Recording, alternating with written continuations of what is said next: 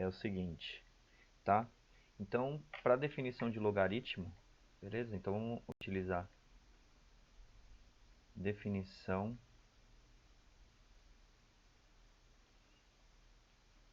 de logaritmo.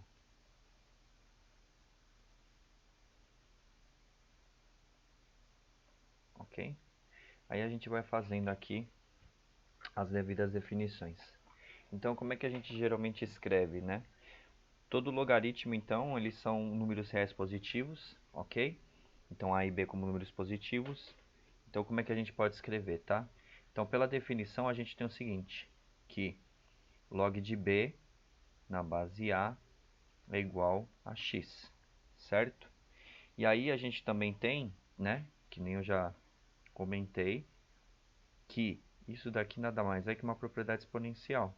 Então, o logaritmo nada mais é que um exponencial. Sendo exponencial, o que vai acontecer? Né? A gente vai seguir as mesmas regras das definições da exponencial. Então, nesse caso, o A, certo? A base, né, do logaritmo, então ela tem que ser o quê? Positiva, certo? Maior que zero e também diferente de 1.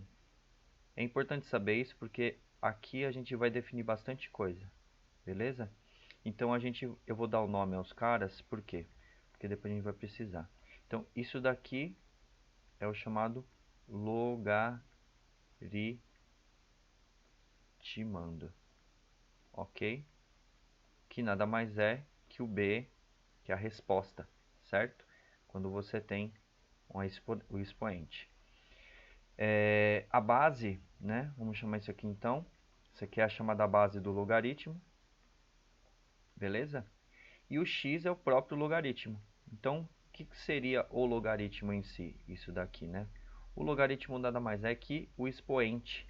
Então, a gente vai calcular o expoente. Qual é o valor do expoente, né? Que a base vai ficar elevada para dar o valor, certo? Da minha potência. Então, a potência, na verdade, nada mais é que o logaritmando.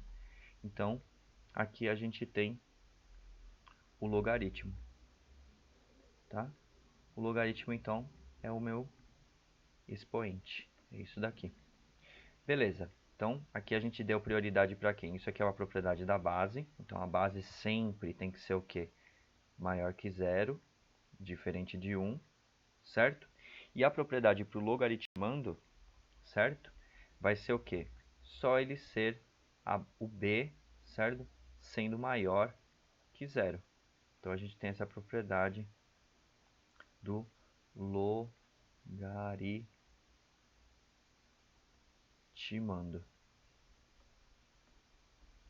Essa é a condição mínima necessária para a existência deles, tá bom?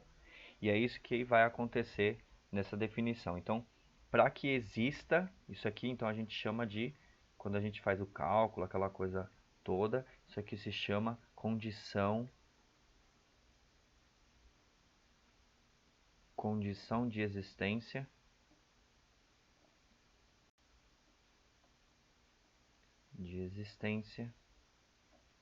do logaritmo.